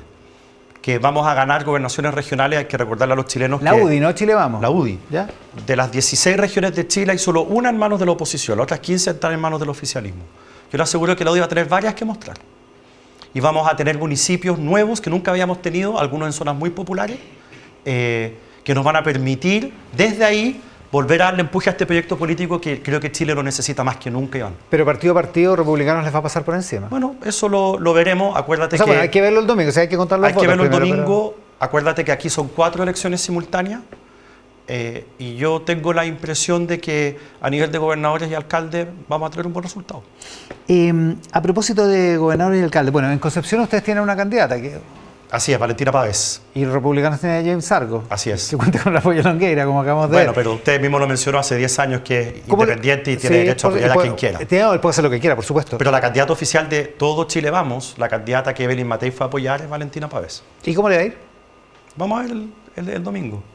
Ya, ok. Todo lo que yo diga solo puede ser usado en mi contra, porque si lo achunto nadie va a decir qué visionario, qué Ramírez, pero si no lo achunto me van a sacar esto, así que es verdad. No tiene ningún sentido. Marcela Cubillo es candidata de la UDI, ¿no? En Las Condes. Marcela Cubillo Sigal, digamos. Nosotros le dimos es buena la aclaración, nosotros le dimos nuestro apoyo a Marcela Cubillo, nunca se lo hemos quitado. Yo tuve una crítica... Pero cuando fue la crítica por el sueldo en la universidad, ¿no quedó eso en veremos? No, nosotros nunca hemos tenido esa discusión al interior de la UDI. Usted sabe, porque usted es una persona hiperinformada, por favor, que yo hice una crítica respecto de la situación de Marcela Cubillo a propósito de lo que apareció de su salario. Y dijo que había que aclarar unas ciertas circunstancias. Y pedía además que la universidad lo aclarara y nunca estuve de acuerdo con la forma en que ella defendió esa cifra. Porque yo no entiendo la libertad como arbitrariedad. Yo lo que entiendo es que la libertad, la justicia, el mérito, son cosas que tienen que ir de la mano. Entonces, yo soy de la idea de que un salario así se puede justificar. Y yo creo que, de hecho, tiene justificación. Tener en una universidad una persona que fue ministra de Educación es un activo muy escaso y, por lo tanto, muy caro. Si mi diferencia estuvo en cómo se defendió el punto. Parecía que esto de la libertad era más parecido a arbitrariedad. Yo no quiero transmitirle a los chilenos de que ese es el país que yo sueño. Por eso salí a hablar y por eso tuvimos un encontrón en los medios. Pero la UDI sigue siendo un partido que apoya a Marcela Cubillos, como lo definimos en un momento. Es su candidata en Las Condes. Y no hemos tomado una definición distinta, sigue siéndolo. Y respecto del guadañazo que le mandó de vuelta, cuando dijo, bueno, que pregunte todos los militantes de la UDI que están en la universidad. Lo que pasa es que eso parece un ataque personal, así lo interpreté yo, no sé si contra mí o contra alguna persona que esté en alguna universidad. Y lo que yo estaba planteando era una crítica hacia cómo nos paramos frente al país para defender lo que es la libertad. Para mí la libertad es mérito, es justicia. Una sociedad más libre tiene que ser una sociedad más justa. Y tengo la impresión de que no fue la manera en que se defendió este asunto y la diferencia no era personal, era una diferencia de fondo. Pero cuando Cubillos le contestó eso, ¿revisó, por si acaso? ¿A militantes de la UDI que hagan clases en la universidad? ¿Cómo puedo yo saber? ¿Cómo puedo yo saber dónde trabaja cada uno de los 30.000 militantes o 40.000 militantes de la UDI? No, pero puede preguntar. O sea, además, no son los 40.000 militantes de la UDI. No, yo sé, pero no tengo cómo saber dónde trabajan, cuánto ganan. Esa información no la tienen los partidos políticos. Los partidos políticos no son, usted sabe, agencias de inteligencia. A veces son todo lo contrario. Oiga, hemos criticado muchas veces acá en este programa, no criticado, pero comentado que la derecha lo hace mal, que ha tenido semanas horribles, y esta semana le está yendo bastante, bueno, le sigue yendo bastante bien, gracias al caso Monsalve. Pero finalmente les resultó la estrategia que plantearon contra el juez Sergio Muñoz, porque terminó siendo destituido por el Senado. Pero para eso tuvieron que pasar por una cosa que muchos académicos de derecho plantean como una especie de mamarracho jurídico, que es haber presentado la acusación de dos personas juntas por hechos totalmente distintos. Bueno, yo tengo la impresión, Iván, que la defensa se equivoca o se equivocó, y creo que los resultados lo demuestran, al tratar de desviar la discusión hacia otras cosas. La defensa, en vez de hacerse cargo de los dos capítulos de la acusación y de las razones, los hechos por los cuales estábamos acusando al exministro Muñoz, tomaron la decisión de hablar sobre la forma en que fue presentada el libelo, que para efectos del tema de fondo de la sanción que establece el Senado no tiene ninguna importancia, porque el Senado no solamente dividió la vista de la causa de Vivanco con Muñoz en días diferentes, sino que además analizó cada uno de los capítulos por separado, de los capítulos acusatorios contra el ex juez Muñoz. Por lo tanto, aquí se hizo un examen en conciencia y finalmente se determinó de que él era culpable de aquellos actos por los cuales nosotros lo estábamos acusando. También trataron, para no hacerse cargo de los temas de fondo, de decir que esto era una especie de pasada de cuenta por ciertas sentencias del juez Muñoz. Fíjate, Iván, que al final se dio una paradoja. Los que lo defendían por la sentencia, pero los que lo acusaban por los hechos. Cualquier chileno puede meterse a YouTube, mirar los discursos de los senadores que votaron ese día, de los que votaron a favor y en contra, y se va a dar cuenta de una cosa que fue transversal a los 50 senadores. Los que lo acusaban fundamentaban muy bien por qué consideraban que los hechos descritos en el libelo sí eran constitutivos de sanción. Y los que lo defendían hablaban y argumentaban acerca de las sentencias del pasado del juez Muñoz. Es decir, se nos acusó de que nosotros teníamos la posición que teníamos respecto de ese juicio político por las sentencias, pero en realidad los que cayeron en ese vicio fueron los que defendían al juez Muñoz, que no fueron capaces de ver más allá de las sentencias del juez. Y simplemente omitieron, ignoraron y nunca se hicieron cargo, al menos los senadores que votaron a favor del juez Muñoz, de las acusaciones que le estábamos haciendo. Para usted, abrir la compuerta de las acusaciones múltiples por cargos distintos, se lo repito, varios académicos de derecho, usted es abogado, sí, varios académicos de derecho dicen que es un mamarracho. Bueno, Iván, usted, abrir esa compuerta es una cuestión adjetiva para usted, no es sustantiva. Iván, mira, a diferencia de lo que aparentemente creía el juez Muñoz, la ley está para cumplirse. Si es que hay algún tema que hoy día se considere que puede prestarse para abusos o para mal uso, pongámoslo en esos términos, la ley se puede cambiar. Si está toda la izquierda convencida de que esto es algo que no debe volver a repetirse, discutámoslo en el Congreso y hagamos una modificación. Es súper simple, un inciso. Y cuando se acuse a más de una persona, la acusación irá en el libelo separado. Punto. Es algo que se puede discutir. O sea, se puede cerrar esa compuerta. Y es algo que se puede, y es una compuerta que se puede cerrar, si para eso uno legisla, para ir perfeccionando y fortaleciendo la institucionalidad. Lo último, que se nos acaba el tiempo, dijo, después puedo explicar lo de Chadwick, porque la verdad es que entendimos poco. ¿Por qué se ha demorado tanto en decir? Porque bueno, en esas 2 semanas, entre que Chadwick le dice a usted que renuncia a la UDI y que usted lo cuenta, sí, la UDI pagó todos los costos durante esas 2 semanas. Bueno, a ver, de partida fueron 9 días. Yo supe un domingo en la noche y lo dije al martes siguiente. Distinto, 9 días se parece más a una semana que a 2, conséame eso. Bueno, ya, ok. Y yo esa semana me fui de viaje. Otra de las razones por las cuales no pude responder positivamente a su invitación. Gracias, de venir para acá. Gracias por la aclaración. Entonces yo tenía la intención... A ver, a mí el exministro Chadwick me dice lo siguiente en la llamada telefónica. Me dice, yo no voy a comunicar esto, ni se lo voy a contar a nadie más. Te pido a ti que tú lo comuniques en el momento y de la forma que tú creas que es más conveniente.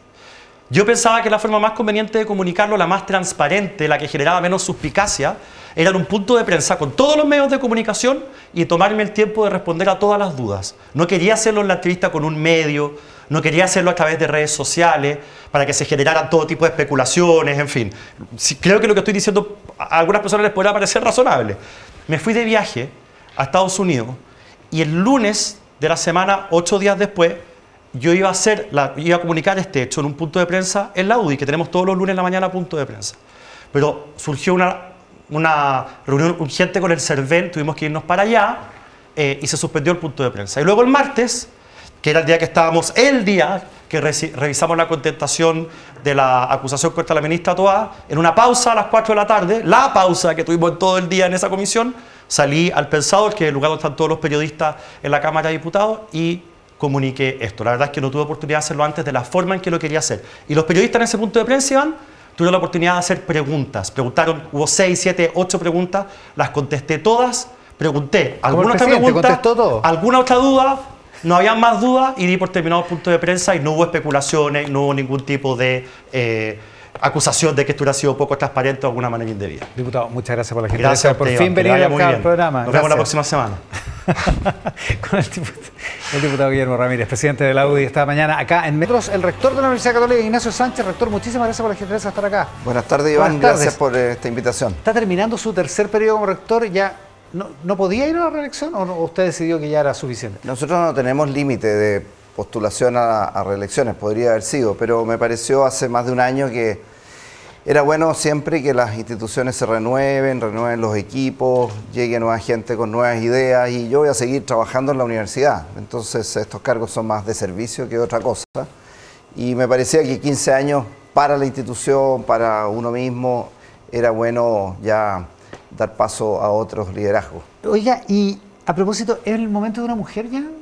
Pues sería la primera rectora de la Claro, sería la primera rectora. Yo soy el rector número 11 en 137 años. Por lo tanto, va a ser rector o rectora la número 12. En las últimas 2 ternas, Iván, hay que recordar que ha habido una mujer en la terna. Se piensa que nunca ha estado la posibilidad de una mujer y la verdad es que En la terna del 2015 y la terna del 2020 hubo una mujer. Y lo más probable es que en esta también haya, ahora que finalmente sea la rectora o no, va a depender un poco de las cualidades y capacidades de los 3 miembros de la terna. Y entre los 3 miembros de la terna, la decisión del arzobispo de Santiago es absolutamente autónoma, ¿no lo conversa con usted? No lo conversa con el rector vigente, lo puede conversar con alguien que él determine, pero esto es una decisión propia del gran canciller. O sea, desde el punto de vista institucional es autónoma, digamos. Es autónoma. En las 3 elecciones que a mí me ha tocado, digamos, la comunidad se ha expresado mayoritariamente por la persona que ha resultado electa, tanto la comunidad como los miembros del comité de búsqueda, que son 9 profesores y profesoras. Por lo tanto, el gran canciller va a tener toda esa información para autónomamente tomar la decisión. Y esto más o menos se comunica en el mes de enero, ¿no? Claro, yo creo que la terna, por los plazos, probablemente durante diciembre va a ser entregada al gran canciller, que tendrá que tomar su decisión, enviar un nombre a Roma para que sea ratificado. Tradicionalmente, a mediados de enero, ese nombre ratificado por Roma se conoce. Y el Vaticano lo ratifica, no hay ejemplos de que no haya ratificado. No hemos tenido nosotros en la universidad ningún ejemplo de que haya sido rechazado en el Vaticano el nombre propuesto. Oiga, usted sigue siendo, por lo tanto, hasta marzo, rector de la Universidad Católica. En esa calidad le pregunto, ¿Ángela Vivanco va a volver a hacer clase en la universidad?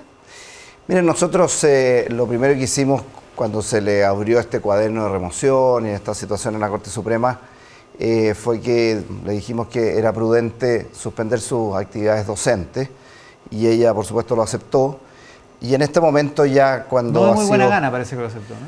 Bueno, pero lo aceptó. Uno no conoce los temas internos de las personas, de las reacciones personales, emocionales, pero lo aceptó y lo dejamos en esa condición. Y ya cuando hemos sabido de esta remoción unánime y los cargos que no se conocen todos, pero que el informe fue bastante complejo, duro, nos hemos acercado a conversar con ella para que terminemos la relación docente con la universidad y estamos caminando en ese camino. Ya, ¿ella era profesora titular? No. Porque hay distintos un escalafón de... Ella era profesora en categoría asociada de la planta especial. Hay que recordar que cuando ella ingresa a la Corte Suprema, por ley no se puede tener más de 12 horas de contrato en una institución académica. O sea, no podría haber sido profesora titular. Podría haber sido profesora titular en planta especial, no en planta ordinaria, pero ella estaba en categoría de profesora asociada, que es la segunda de las 3.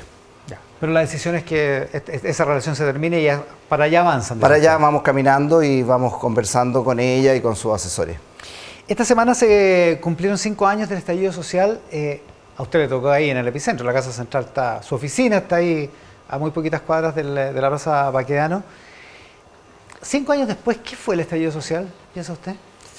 Bueno, yo creo que fue, lo hemos dicho, fue como una mezcla de un malestar ciudadano por varias causas de frustraciones, de anhelos no cumplidos, de carencias en salud, en educación, en pensiones, algunas carencias en el respeto a la dignidad de las personas. Yo creo que ahí hubo un fuerte contenido de malestar, que yo lo ejemplifico con ese 1 millón de personas que se manifestaron un día 25 de octubre en el centro de Santiago.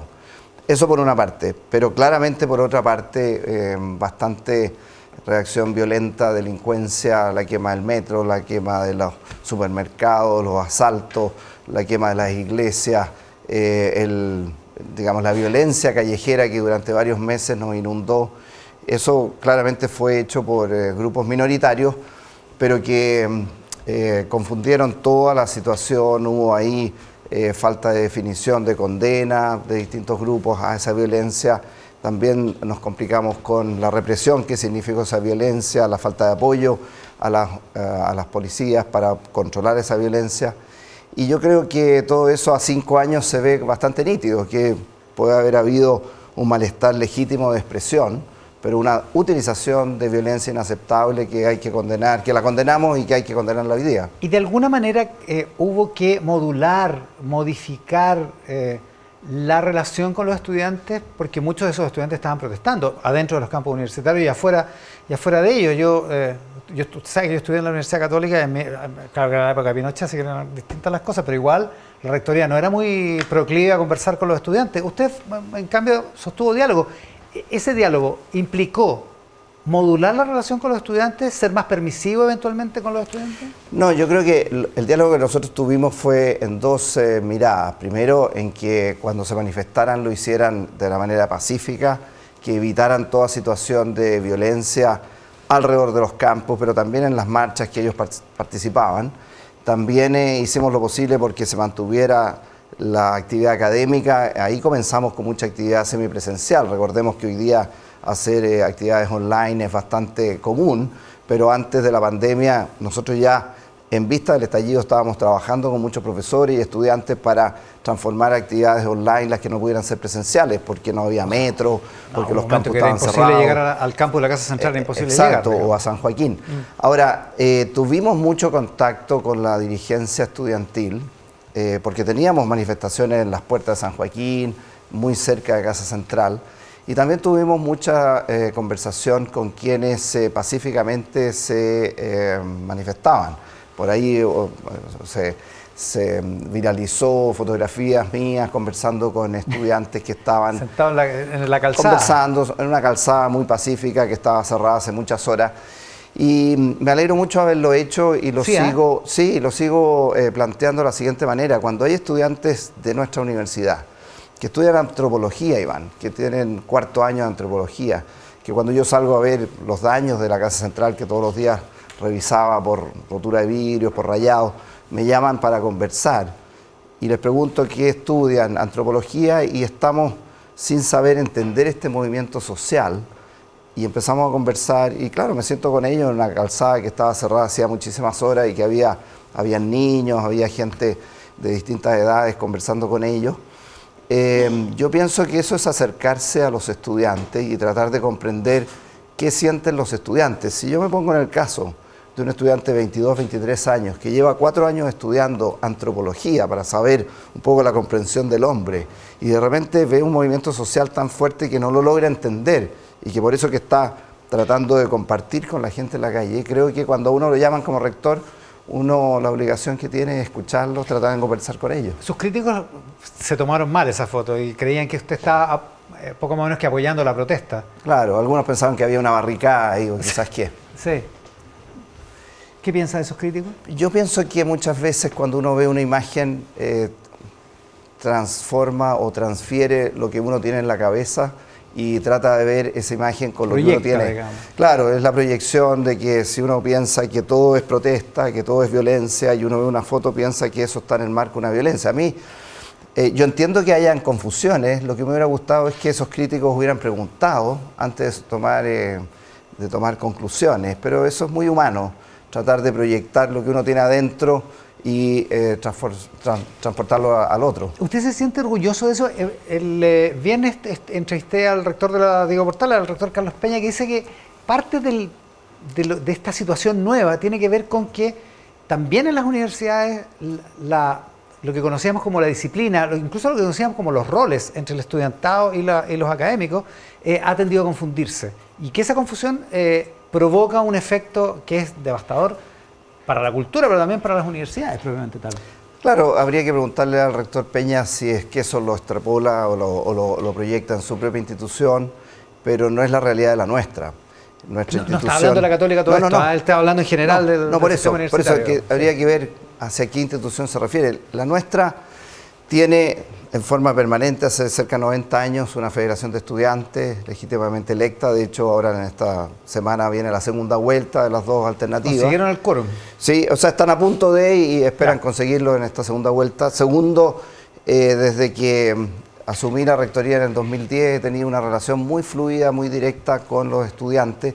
Antes y después del estallido esa relación ha tenido la misma calidad, respeto, transversalidad. Los estudiantes saben cuando conversan con el rector y con su equipo directivo con quién están conversando, tienen ellos su autonomía de tomar sus decisiones, pero tienen también un respeto bien grande por la autoridad de la institución. Y me parece que lo que hemos conseguido antes de la pandemia, durante el estallido, después de la pandemia, es al interior de la universidad una comunidad universitaria muy respetuosa y muy participativa y muy dialogante entre sí. Por ejemplo, Iván, mañana lunes tenemos reunión con cerca de 80 estudiantes que terminan el primer año y que han sido novatos, novatas destacadas de sus unidades, y todos los años conversamos con estudiantes que están terminando el primer año. Porque usted tiene que entender que el que termina el primer año es muy distinto que el estudiante de cuarto o quinto que es dirigente estudiantil. Claro. Esos 4 o 5 años son muy distintos en términos de lo que piensan, de sus habilidades sociales, de su capacidad de uso de la tecnología. Y todo eso yo le diría al rector Peña que es muy importante hacerlo para tener un diálogo muy cercano y permanente con los estudiantes, poder censar lo que están pensando. Estos años también le proveyeron, probablemente a la Universidad Católica y a usted como rector, de la posibilidad de incursionar en otras dimensiones de este diálogo, ya no con los estudiantes, ya no con la comunidad universitaria, sino con el país. Y lanzaron con la Rectoría de la Universidad de Chile el proyecto Tenemos que hablar de Chile.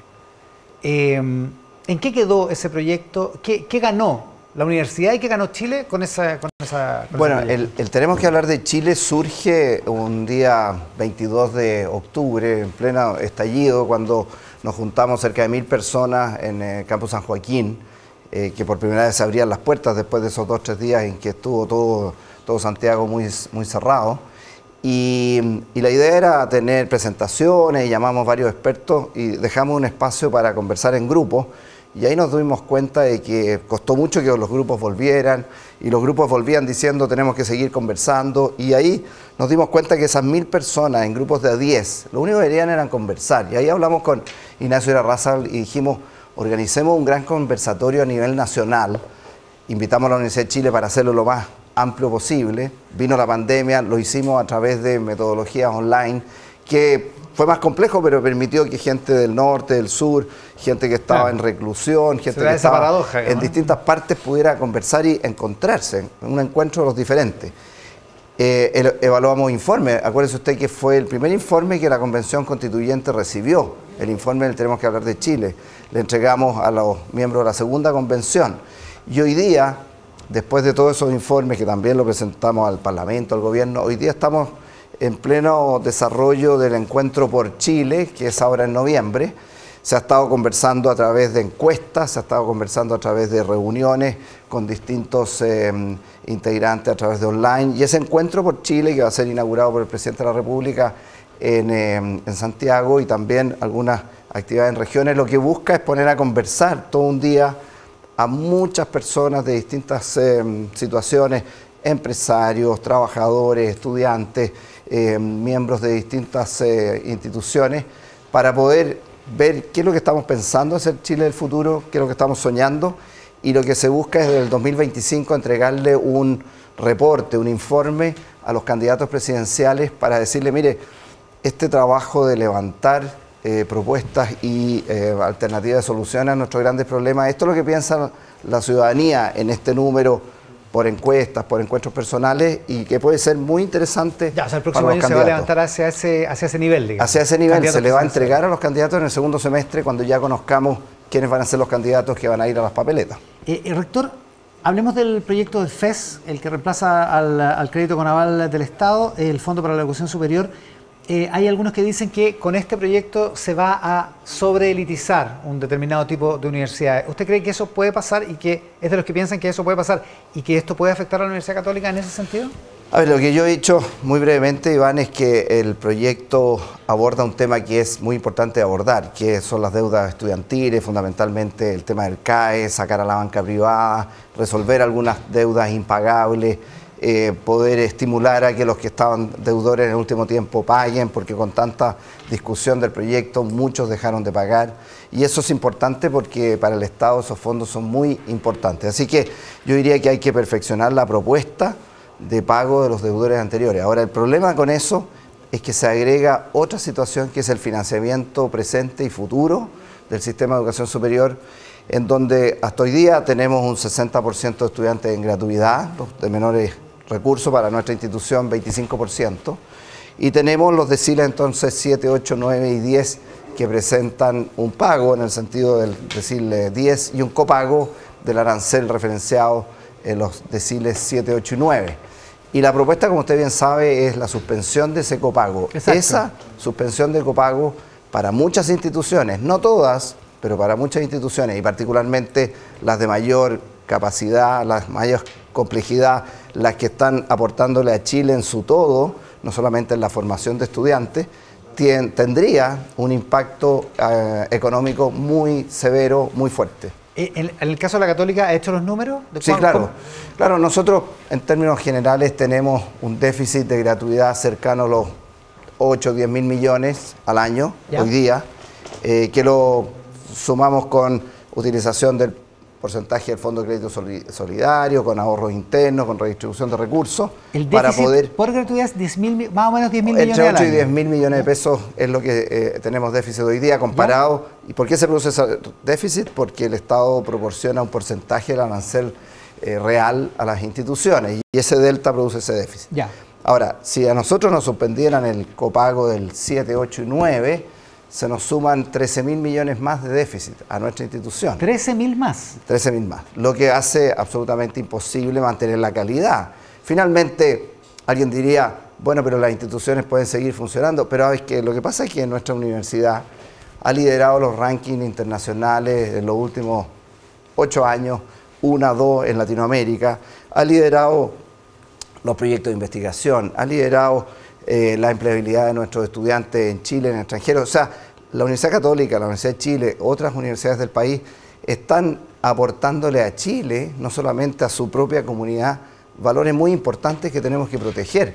Y si las principales universidades que tienen mayores costos, porque tienen profesores que tienen mayores salarios, porque tienen mayor formación, es toda una cadena, si tuvieran que adaptarse a los déficits que nos van a poner en riesgo, la calidad del sistema universitario va a disminuir y eso es lo que no queremos. Estamos hablando de más o menos 20 millones de dólares al año, así en orden de magnitud. ¿El presupuesto de la Católica cuánto es? El presupuesto de la Católica central es más o menos unos 250 millones. Ya, central. O sea, es casi un 10%. Claro, no sé, es muy fuerte. O sea, para cualquier empresa es harta plata, digamos, ¿no? Para cualquier empresa es mucha plata. Nosotros tenemos, conocimos versiones iniciales en que tampoco había copago en el decil 10, eso hubiera sido absolutamente imposible. Producto de las conversaciones que se tuvo con el Ministerio, eso se evitó. ¿Esto se tiene que corregir? Se tiene que corregir, ¿no? O sea, lo encuentro imposible que se acepte de esta manera. Y tenemos que corregir enfocando, como digo, las deudas, organizando los deudores que estaban con complicaciones. Y en el tema del financiamiento futuro, tenemos que volver a tener el copago, que dicho sea de paso, Iván, la actual ley que se realizó en el segundo gobierno de la presidenta Bachelet, que la firmó el presidente Piñera, esa actual ley habla del copago de los deciles 7, 8, 9 y 10. Entonces no estamos pidiendo algo que no exista hoy día y estamos diciendo arreglemos el tema de los créditos, pero no compliquemos a las instituciones. El Estado el gobierno, el Estado tiene que preocuparse de las familias, de sus deudas, pero si no se preocupa de las instituciones universitarias, ¿qué desarrollo sustentable esperamos para Chile? Rector, muchísimas gracias por la gentileza de venir hoy día. Gracias por la invitación. Con el rector Ignacio Sánchez en esta edición.